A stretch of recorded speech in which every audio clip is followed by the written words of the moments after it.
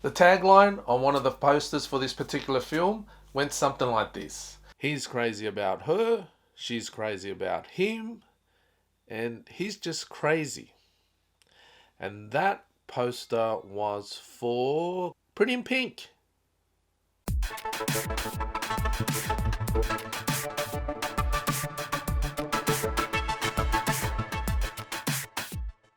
Hey gang, thanks for stopping by Mauricio's crib. If this is your first time here, don't forget to hit the subscribe button. And if this is your second time here, thank you so much for coming back and the support. Now, in 1985, there was a diverse spike of teenage films that were released. Some actually turned into a werewolf, others turned into detectives, some went on adventures, and then some decided to go beyond an adventure. Now, during the year, there was also 2 releases from John Hughes, who was responsible for the film I'm going to talk about today, Pretty in Pink, and they were The Breakfast Club and Weird Science, which he wrote and directed both of them, but not Pretty in Pink. He only wrote and produced it. John Hughes conceived the idea for Pretty in Pink when he was 18 years old, but he wrote the part of Andy especially for Molly Ringwood, considering that she was his muse at the time, appearing in his first feature film as a director and writer, 16 Candles, followed by The Breakfast Club. Directing duties were left to Howard Deutsch, who worked with John Hughes, organising his trailers a couple of years before that.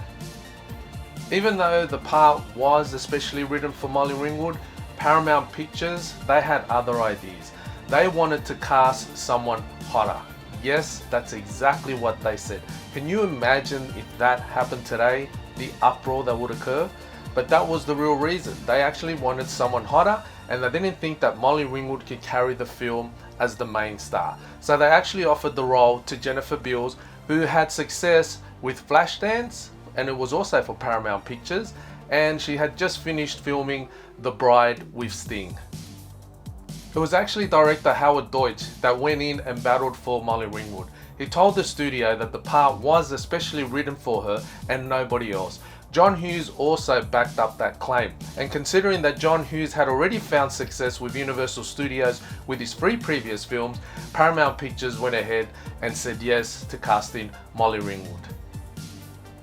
Another actor who almost didn't make the cut was Andrew McCarthy himself, who eventually ended up playing Blaine, Molly's love interest. In the script, Blaine was the athletic type and McCarthy didn't fit the bill. It was actually John Hughes and director Howard Deutsch themselves that said no to McCarthy, but it was Molly Ringwood that convinced them to cast him because she said he was the kind of guy that she would fall in love with, not the athletic type. The role of Ducky was the hardest one to cast. Originally they offered it to Anthony Michael Hall, who had worked with John Hughes on his first 3 films, 16 Candles, The Breakfast Club, and Weird Science. And surprisingly, he turned them down. Even after John Hughes went after him personally and tried to convince him, Hall still said no. The role was also offered to Robert Downey Jr., who brought a dark sense of humour to the role of Ducky, and that's not what the producers wanted. And at some point, they even offered the role to Charlie Sheen, who would many years later go on to work with the actor that they actually chose for Ducky on a popular television sitcom that's loosely based on my life when I was living at the beach and had all those girls, and then when they were playing volleyball. And I remember that time when, anyway, I'm not going to get into it here, but the role eventually did go to John Cryer. The role of Steph, Andrew McCarthy's best friend, went to James Spader. Spader auditioned for Hughes, Deutsch and Molly Ringwood in character with a cigarette in his hand. At the end of the audition, he got up, put the cigarette out with his foot and walked out without saying goodbye. All 3 of them were shocked and actually were calling him an a-hole, but it was Deutsch that said, "That's the person that we need to play for the role." It's gone on record to say that apparently Spader is one of the nicest guys in Hollywood. So there you have it, folks. If you want to win a role at the audition, go in character. Maybe I should start auditioning. I hear they're doing a new Die Hard. I can go in character. I can be Bruce Willis's sidekick.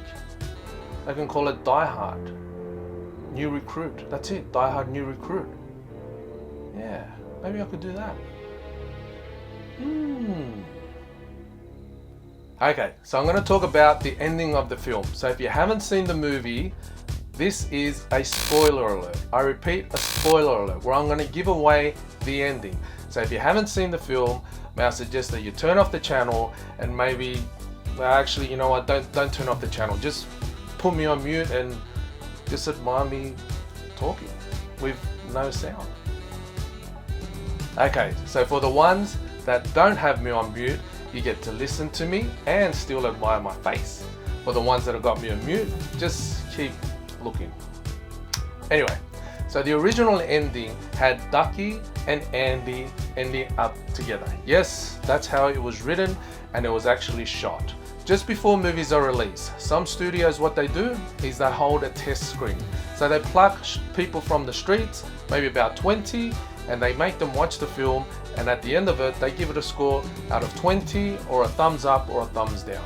During the screening, the actual movie was getting a great response and a thumbs up. But when it came to the ending, that the Ducky and Andy ended up together, they apparently booed at the screen.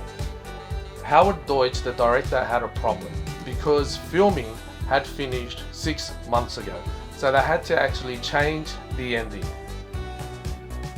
With the original ending causing a problem, John Hughes and Howard Deutsch faced a dilemma. They had to come up with a new ending. To John Hughes' dismay, he came up with the ending that we see now.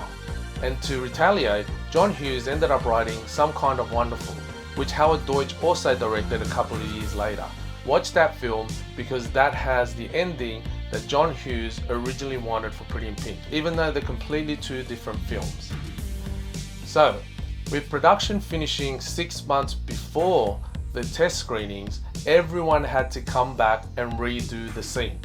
Have you ever noticed during the prom scene how Andrew McCarthy's hair is just off? It's because it's a wig. Because after filming Wrapped in Pretty in Pink, he was starring in a Broadway play playing a soldier, so his head was actually shaved off. But surely they could have done a better job with that wig, don't you think? Unfortunately, even though the original ending was shot, there's no footage in existence. There are behind the scenes, which as you can see as I'm showing you now, but the actual footage itself, it does not exist anywhere.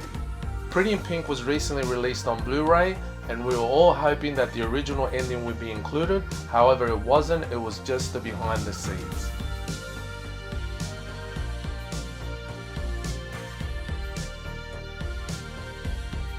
The film, with its new ending, was eventually released on February 28, 1986. It was a box office success. After its theatrical run, it earned just over $40 million on a $9 million budget. Molly Ringwood and Andrew McCarthy have gone on record to say that they actually thought the film was going to bomb. 35 years later, it's considered a certified classic and remains a cinematic touchpoint for generations after generation of teenagers who see their own heartaches, triumphs and insecurities reflected in the lives of Andy, Blaine and Ducky. Unfortunately, John Hughes passed away in 2009 at age 56 due to a heart attack. He has left an impressive collection of movie favorites, which I will also be discussing down the track.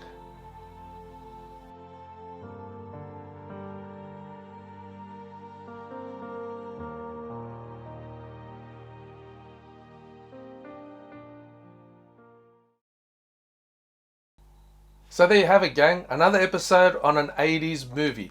Make sure you hit the subscribe button if you haven't already, so you'll be notified when I send out the next invite for you guys to come and join me at Mauricio's crib for another talk on an 80s film. But up until then, you be you and keep on living.